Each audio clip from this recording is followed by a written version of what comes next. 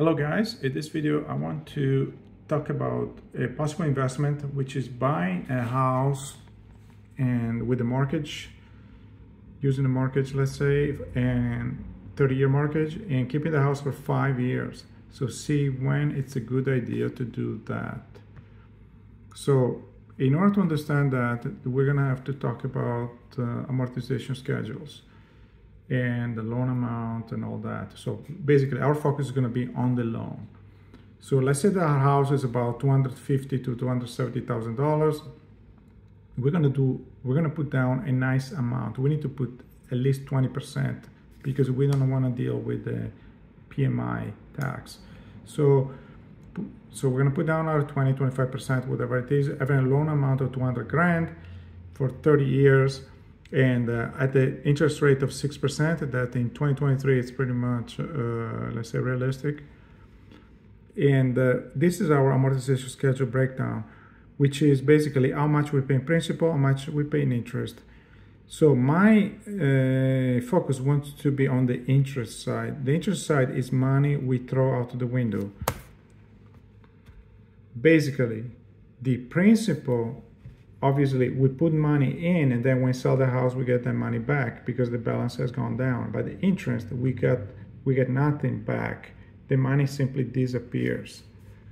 So basically, the interest is a loss, period. So if you go back to our this other spreadsheet here, and this spreadsheet, this is, I'll call it the let's say growth spreadsheet. So the growth schedule, if you like. So basically, here we're gonna estimate an yearly growth about between 3% and 6%. And with that yearly growth, and so instead of doing it for a $250,000 home, we're gonna do it for $100. So we're gonna do in percentage, let's say. So on a 100 number 100, 3% compounded, we get to a growth of about 16%. Here for 100, again 4% compounded, 21, almost 22%, and so forth. Okay, great. Once we have the percent, we multiply it by 250 and we get the value, basically how much our house is worth after 5 years. Again, in this hypothetical context. So basically, so in the scenario of 3% yearly, we have a $290,000 price tag after 5 years. 4% gives you a 304.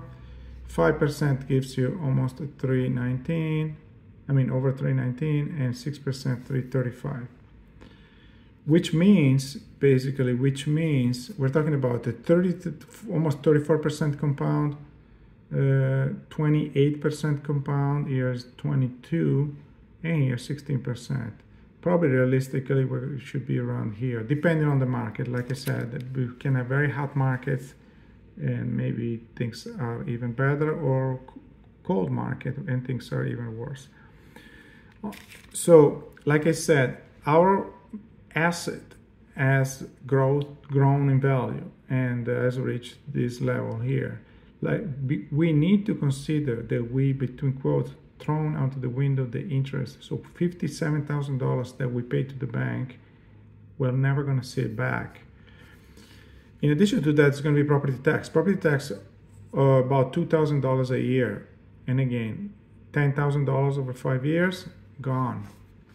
And the positive is, based on our bracket, we may be able to get back some of the interest we pay to the bank. So if we say in a 20% bracket, we could say about 10 grand over 5 years, we get it back. So if we look at this scenario, it's almost as the property tax we paid over 5 years, and the interest we paid over 5 years, they erase each other. So another thing to consider would be the closing costs. That could be another $10,000. Right now, it looks like many builders and lenders are basically giving their loans without closing costs, or they're going to pay their closing costs. because they're still making their 57 grand. So after out of those 57 grand, 10 grand, they're so nice, they give us to us for free.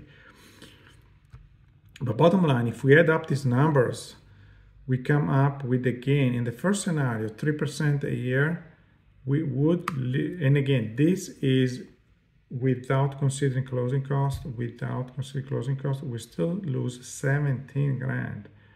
And that's because of the interest. Like it's a property tax interest raise each other. So it's all about the interest. So on a 4% yearly growth, so 22% after 5 years, selling the house at $305,000 after 5 years sounds like a decent number.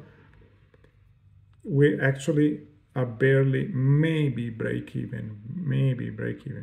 If the same house we bought for $250, we're able to sell for $320, okay, now we start making something. We're making about 12 grand. Now 12 grand, let's remember, we put down about 50 to 60 grand. So in the end, we made a gain of about, we can say again, 12 grand over, let's say 60 grand, that would be 20% gain. Obviously, on a 6% yearly growth gain, let's say, then we make almost 30 grand. Basically, in that case, you can say you didn't get all your money back. Okay, you didn't get all your money back. I mean, you didn't, let's say, double your money. Let's put it that way. But you're close to almost double your money. I mean, you put down, we said 50 to 60 grand. So you made let's say, you made probably a 50% gain over 5 years. Is that something? Is that a great gain? No, it's not. So I say, in conclusion, we need to think of the price we're buying, our asset, our home, obviously what we're going to do over these 5 years.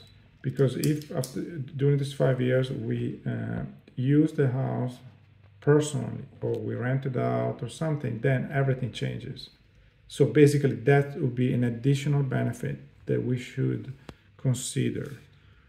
But if we just consider the numbers as I've gone through, we need to assume that in order to make some money, something we bought for $250, after 5 years, we should be able to sell it for $319.